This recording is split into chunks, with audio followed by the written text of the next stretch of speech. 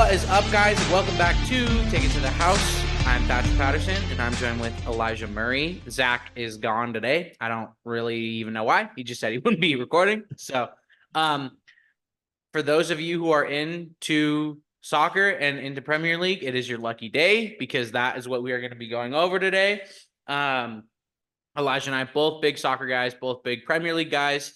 And so today is going to be kind of like going over the season, giving our awards for the season, and then giving a little sneak peek for next season. So, Elijah, how are you doing? Yes, I'm doing good. I'm doing good, ready for international Yeah. soccer to come along, and I'm ready to see what Arne Slot does with the funds that FSG give him. I'm excited. Yeah. How are Sweet. you So doing? I'm good. I I'm mean, excited for the Euros. yeah, I'm excited for Copa America.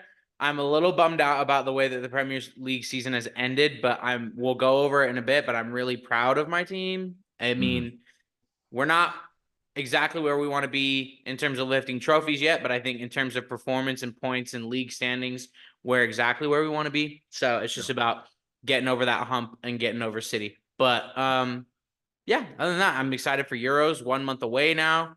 Copa America starts around like I think within the Same week or time. two. Everything's the Yeah. same. Yeah, So it'll be good. And then I get to go see Arsenal play Man United in the summer at big dub. SoFi. So that'll be fun. But Yeah. so let's get into it. Why don't we let's just start with the most recent game.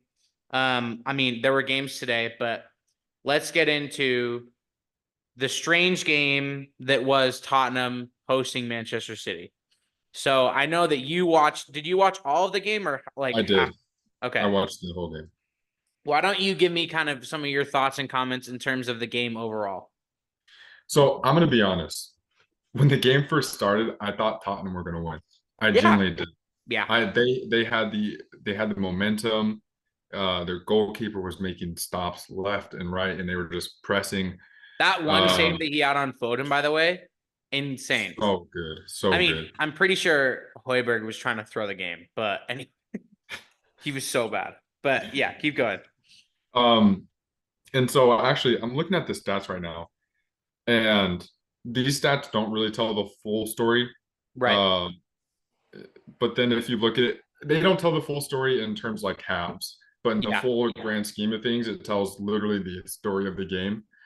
First half was dominated by Tottenham. Second half was City's half.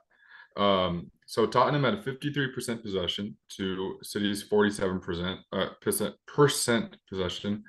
Tottenham had 10 shots to City's 8, and they both had 5 shots on target. So it was Yeah. an even game when you look Now, at the. do shots on target also count for penalty kicks? Because that was one of their goals. Um, it might. So if we take away the penalty, let's say it Then does it's take away four. the penalty, then it's 4. Yeah. Um, and so I don't know. It's a tale of two halves. I Yeah. think Son's miss Bro, was that will haunt me, by the way. that was terrible. That It was will terrible. haunt me. It will haunt me for sure. How can a player of that class do that? That's something that I would do. Like, Oh you man. know, that's Well, I and I was don't just know in if you shock. heard, yeah, I mean, I don't know if you heard Pep post game, but Pep said if Son scores that, Arsenal win the Premier League. Yeah. And I was Well, like, oh, did you see Pep go up to Son after the post game, and no. they were like high-fiving and hugging and laughing and stuff? Yeah. Same with Romero. Huh? Same with Romero. He did that. Yep. Yeah, it's so yeah, it definitely was a tale of two halves. However, I even think Tottenham were the better team in the second half. Like they had the majority of the ball, they had the Mm, majority of the chances, but they just couldn't take him. And oh my gosh, him and Son, man. Like man. I obviously this was a very strange game Yeah. because you have Tottenham, who, if they win, they have a good chance at top four. Because Villa have to go to Palace on the last day, Yep. and Spurs have to go to Sheffield, which is those two are very Palace are kind of on a roll. So like you would back if Spurs won that game, I think that they personally would have gotten Champions League. Mm, So they have Champions League on the line. However, if they were to take points off of Manchester City, the likelihood of Arsenal winning the league would have gone through the roof. right. Um, So you have, like, let's be real, the stadium wasn't as full as it normally was. Most of the Tottenham fans I saw in the stands were wearing some sort of blue, like Mm, whether it was like most of them were wearing Tottenham kits, but it was like tongue in cheek, like I'm wearing the blue Tottenham kit.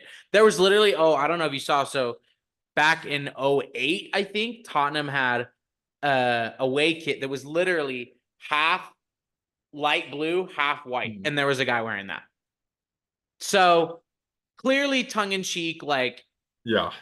and so I'm in really, it's really tough for me to kind of give my thought on this as an Arsenal fan because I'm going to sound Right. like super biased. But for me, I hate Tottenham. I hate Mhm. them with a passion, but Right. I do not hate Tottenham more than I love my own club.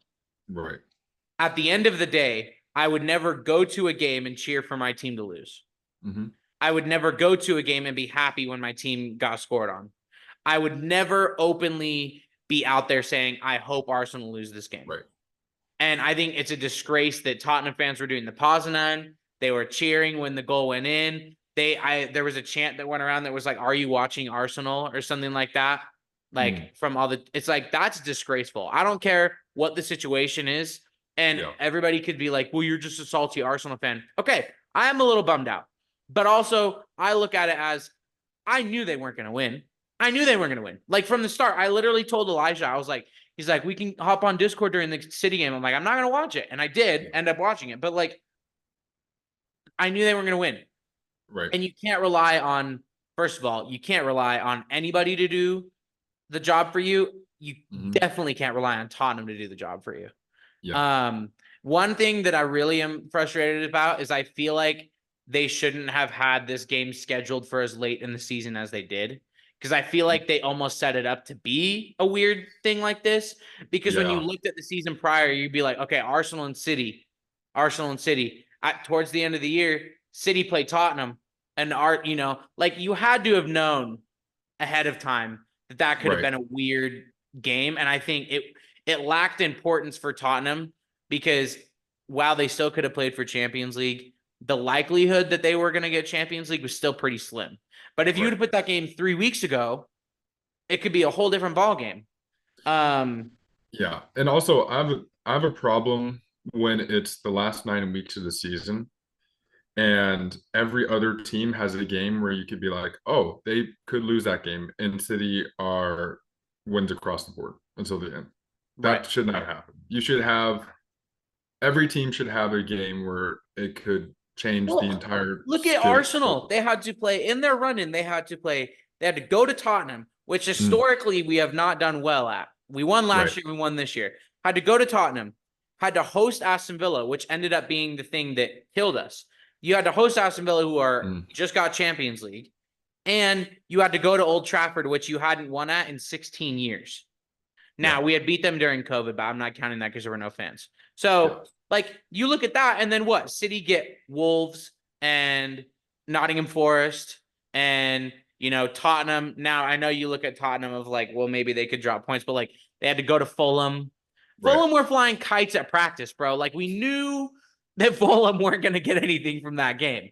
So, I agree where it's like, why do we give them the strength, like a lack of strength of schedule? Right. So, it's a bummer. Ange Postecoglou after the game was fuming.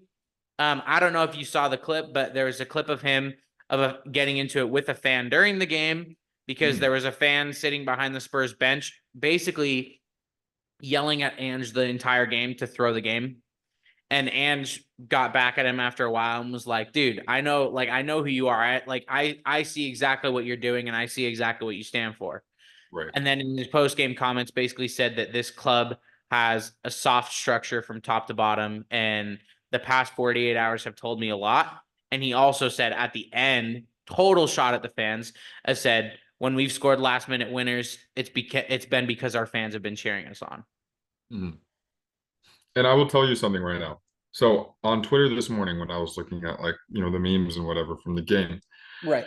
um, there was a Spurs fan and he was talking about and just comments, about the fragility of the club.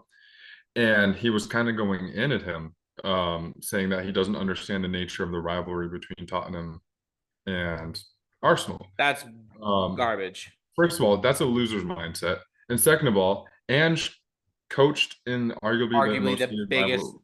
right? Yeah. Celtic Rangers. So he understands more than anyone at Tottenham what a rivalry means and what a winning club, what it takes to, run a winning club. And I think he deserves better than Tottenham.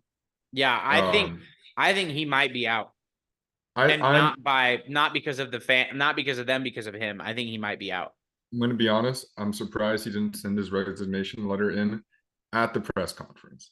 That's how much he's been disrespected Yeah. just in the last 48 hours. Yeah, I mean, so I heard I don't know if you're familiar, but like her name's Abby Summers. She's a a pretty well-known Tottenham fan over there. And I actually generally like the points that she has to make, but she was kind of going in on Ange and saying like, well, fans have stuck around when we've been losing 4-0, and fans have stuck around when we were down 3-0 to Arsenal. Like, we've been giving you the support. And it's like, okay, yeah, but the idea that you're going to sell your tickets, not show up, or show up and cheer for the other team, that's the problem. That's the Right. issue, is that you are so focused on your rival that you don't Mhm. care to even think about what being in the Champions League could have done for yourself. Right. And now you're in, you and I talked so much about this already. So it's like the Champions League football does not just bring you the tournament, it Brings brings you you one. so much money. And it brings you draw from players who want to come play in the Champions League. Now, Yep. Ange did say it towards the beginning of the season where he's like, I don't want players to come here just to play in the Champions League. Like, I respect that. However, players want to play at the elite level, and the elite level Right. is the Champions League. If you don't Right. have that, players aren't going to come to you. And no offense, Tottenham, but you don't have anything historically that would make players come to you. Right. So I don't know. It's pretty pathetic from Tottenham fans, if you So, ask me. here's the thing, and I hate that I have this thought because obviously I hate Manchester United, but I think Andrew would be such a good fit at Manchester United. Uh, I think because at least the fans there actually want their club to someone. win. Yeah, they want their club to win and they want someone to whip the team in shape. And they understand that the players are not worthy to wear the United badge.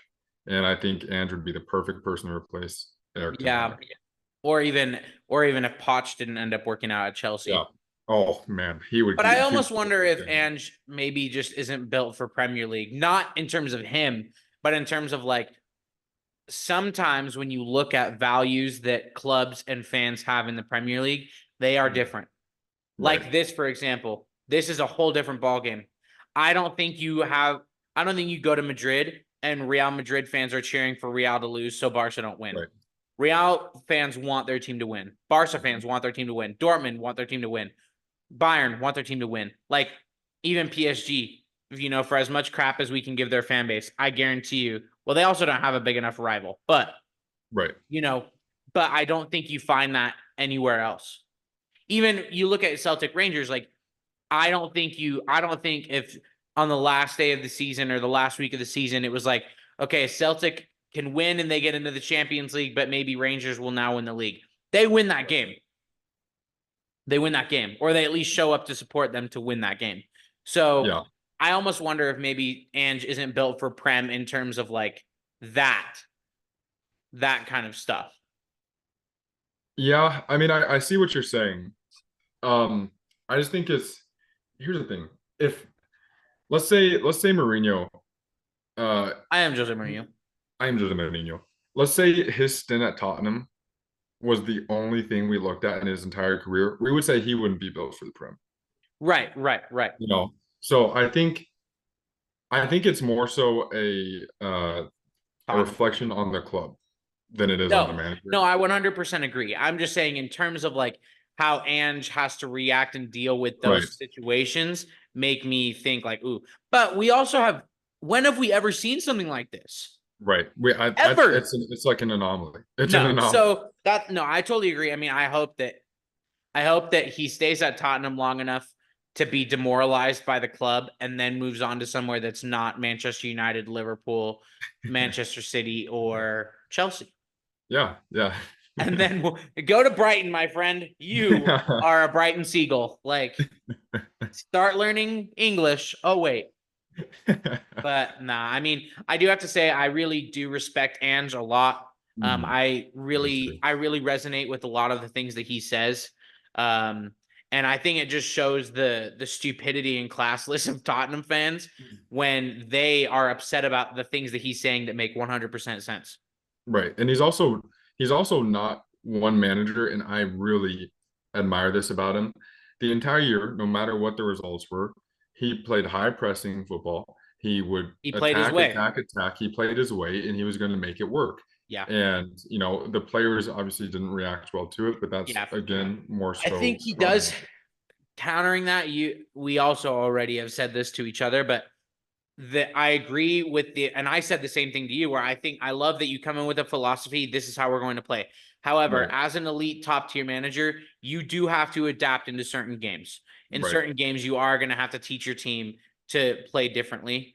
Um, so yeah, it's a weird situation over there. Manchester City probably have now won the league. They're not Yeah, they're I highly doubt that they will drop anything to West Ham, but fingers yeah. crossed. Hey, anything can happen. Anything can happen. So why don't we get into our awards section? Real quick Yeah, before we get into that, there has been a motion filed by Wolves to get rid of to VAR. get rid of VAR, and it is expected to be signed by the majority of clubs. I saw that. I know you're all for this. Yes. Um, Here's I'm here's the reason I'm all for it though, because the Premier League has not shown any initiative to get the best referees in the world to work it and to yeah. make it work. The technology is there. The technology is evolving to where it could be perfect. But the Premier League does not care enough to invest in that. And so I think it's better to just remove it altogether. Yeah. I think it's going to be really tough because now you're going to run into a scenario where there will be goals that happen where it's like, well, if VAR was there, and it's like, well, Mhm. it's like you run the risk. I do. It's like, it's such a tough scenario because for me, I feel like this should have meant that they should have never brought it in the first place. Now Mhm. you run a weird scenario where like you had it, and while there was still controversy, it worked a majority of the time. And so it's going to be weird, but hopefully they find a way to make it work. Yeah, or hopefully it just brings back enjoyable soccer. That's the Yeah, main thing. the one thing that VAR has taken away from me is when your team scores, you cannot immediately, No, celebrate. right. Yeah. Yeah. Okay. We'll be right back Awards. and we will be doing the awards. So Yes. be right back.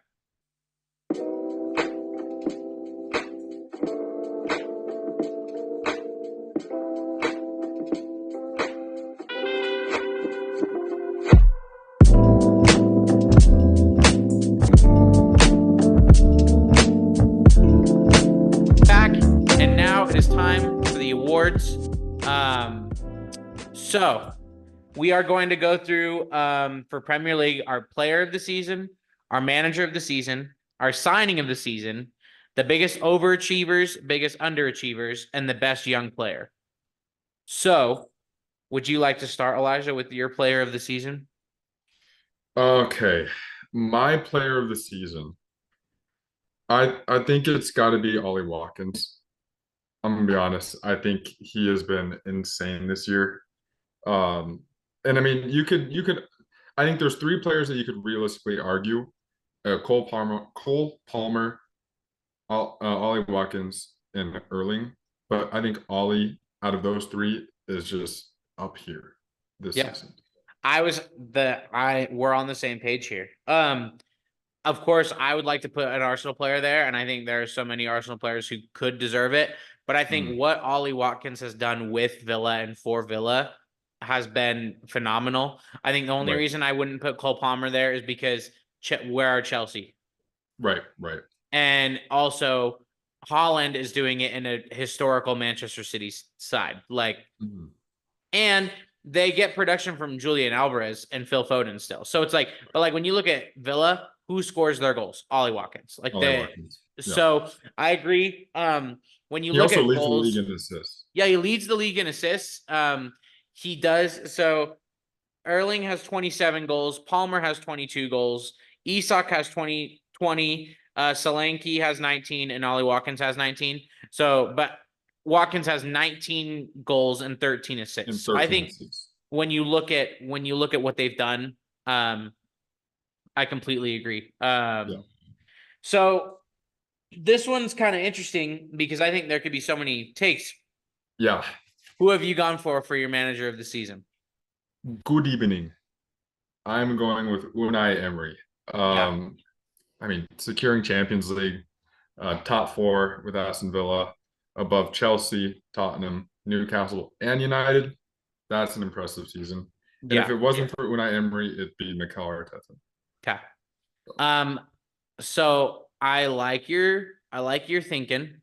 I'm gonna go out there and hang on.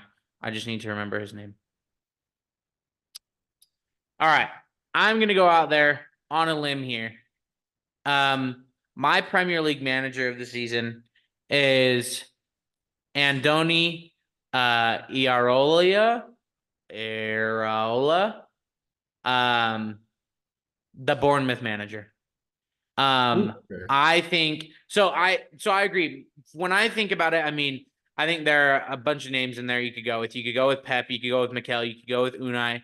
But I think what is so impressive to me is that when you look at I mean, you have like the fact that Bournemouth placed 11th.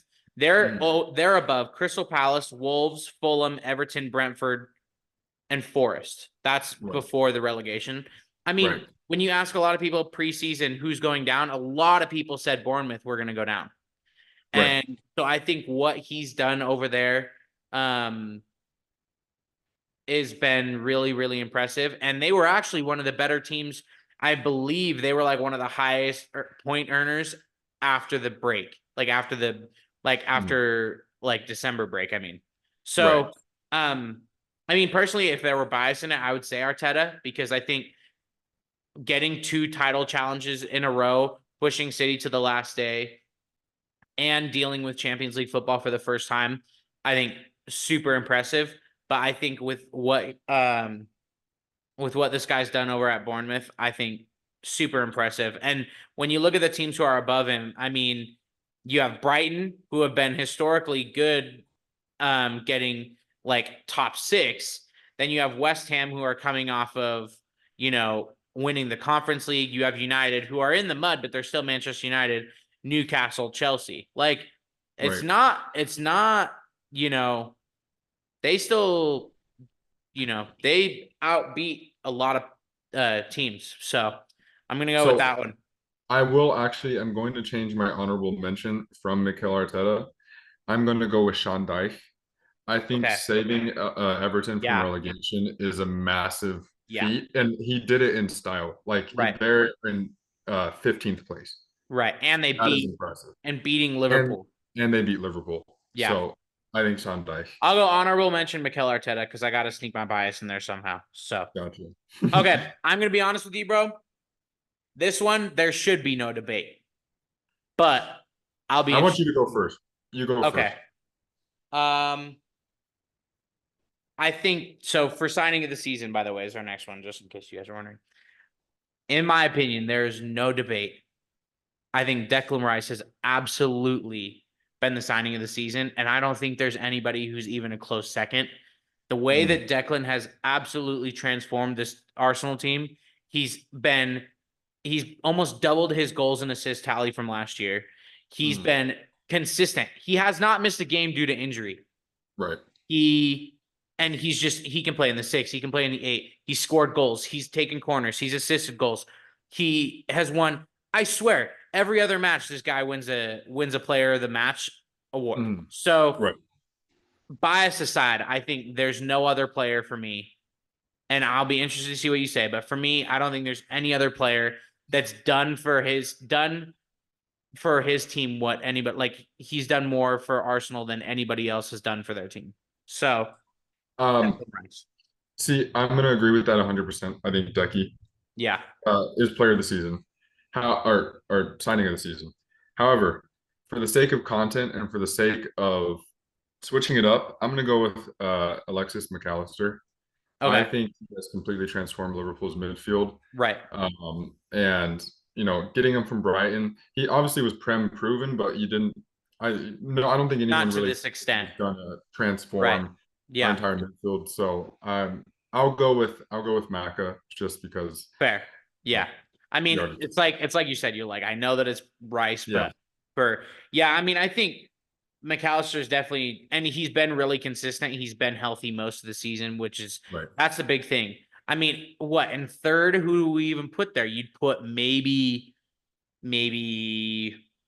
Like I can't even think. Madison, It makes maybe Kudus, Yeah, maybe, but maybe like, I think probably Kudus, probably yeah. Kudus. But Yeah, I think for me, like bias aside, you can't say it's not because when you look at the price tag of Declan, like, yeah, it was 100 million, but nobody thought, I don't think anybody thought he'd come in and be this good.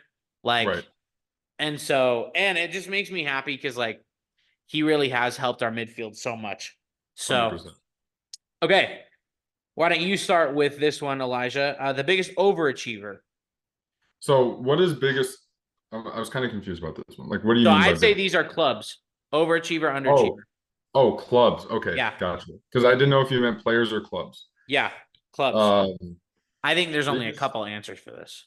biggest overachiever. Hmm. I'm gonna look at the table while you're doing this. See, I'm looking at the table too. Um, I think that looking at this, I feel like I can only do one. I But think when you look at who is behind them in the table, I think it's Aston Villa. yeah, yeah, I again the Champions League is getting top four is insane. yeah, When you're passing up Tottenham, Chelsea, Man United, Newcastle, right. that's incredible. So Yeah. I think I would go with Villa, and maybe after that, I would probably say Bournemouth again. yeah, Um, I to think that avoid can go hand relegation in by hand that with big of a gap too. right, They're safe by over 20 points. right. So I would say maybe Bournemouth honorable mention, but yeah, it has to be Villa. Um, they have been, to be consistent. They had some dips in form, but to be mostly consistent, and they took points off of everybody. Um, Liverpool, Liverpool, Arsenal did not get any points against Villa. They beat right. City at home, or well, at Villa. So like, I mean, yeah, it has to be Aston Villa. Credit to them. Um, all right. Then for me, I also think that there might only be a couple answers for this. Biggest underachiever. Yeah. Can I go You first? go, you go first. It's got to be United. It's Ooh, got okay. to be Manchester United. Yeah. I mean, preseason, Elijah and I both were thinking they were going to really push on, Mhm. and we thought that they were going to be dangerous. They are sitting in eighth place, Yeah. and um, they are 31 points behind first place. And in terms of a top four race, they are 11 points outside of the top four. Yeah. That is a disgrace. Hmm. Um, the only real signings that they made this summer, they signed Mason Mount Yep. and they signed Rasmus Højlund. Yep. Was that it? Those are the big ones. And what the most impact player they had all year was Bruno Garnacho and probably Kobe Mainu. Kobe Maynard. Yeah. So I think, and with what Ten Hag has done with them, like what has he done? Like what has he like? This And the club fact that is so. the fact that there's even a chance that he could stay This is club is so in the mud that baffling it's to not me. even. That it's not even. I mean, it's funny, but like Right. it's bad. I don't Right. even know if. I mean, you look at some of the Arsenal times, and I mean, I can relate. So it's like it's bad, Right. and you're putting Casemiro as center back. Like you're Mhm. cooked. Bro, Casemiro is a terrible, terrible center back. Yeah. Also, It's I would also like a to disgrace that Casemiro could even stay at the club, by the way, because he's having a shocker right now. I'd like to point this out. Manchester United have 55 goals this season. 55 goals. Chelsea, who has also been incredibly disappointing, has 75. That's insane. Okay, here we'll put this even in better They have perspective. the same amount of goals as Brighton. Here you go. The goal differential of Manchester City is better than the goals scored of Manchester United. So bad. Manchester City have their goal that they've scored 93 goals, and Manchester United have scored 55. They're close to City have close to doubled the goals scored. And I mean, goals against, they've allowed 58. Yeah. And again, I mean, I don't want to flex, but like to put it into perspective, Arsenal, who are in second place, they've only allowed 28. Jeez. So yeah, I think it has to be United. But I don't know. I don't know if you're agreeing with me on this or if you're just agreeing with the fact that they're in the mud. But I think the biggest underachieving club has to be Manchester United. I agree. They, I mean, severely underachieving. But again, for the sake of content, I am going to go with Burnley. I expected them to stay up. I genuinely did.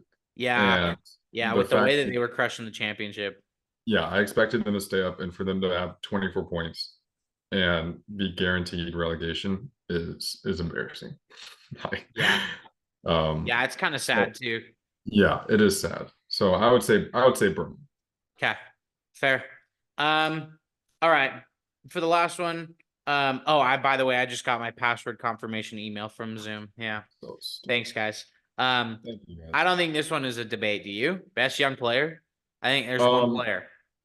a young player in like what? Okay, what is young player? Like what's the 2020? What?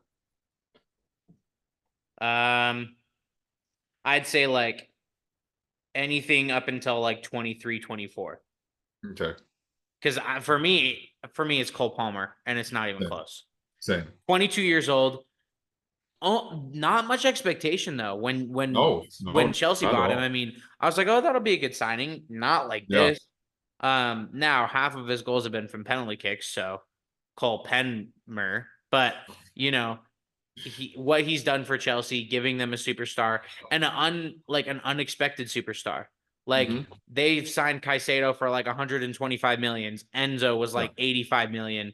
right. And Kunku was like 65. Like they've been splashing the cash, and the one person they didn't overspend was the Yeah, one person who probably would be worth that much. right, right. No, I agree. I was it's cold Palmer. Um, I think after that, you probably put Foden and Saka. I mean Foden, he's 23. Right. So yeah, in Saka, he's 22. So yeah. Um, But I think this season that Palmer had is like historical for his age. right. Palmer was light years above anybody. I think you compare it to with expectations of like we Right, expected Saka and Foden to be good. We didn't expect right. Cole Palmer to be this good. I would say, given the games that the matches that he played and his production, I would say Michael Olise. He did incredible. He Yeah, had in 18 games, he had 10 goals and five right. assists. But he needs to play more than But 18 he games. needs to play more. Right. Exactly. So, Future Arsenal winger. Just kidding. Probably not, but hopefully. Um, so cool. Well, yeah, do you want to kind of just talk a little bit? Obviously the state of the Premier League is kind of a bummer with yeah. Manchester City right now. Hi. No, I don't want. Hang on.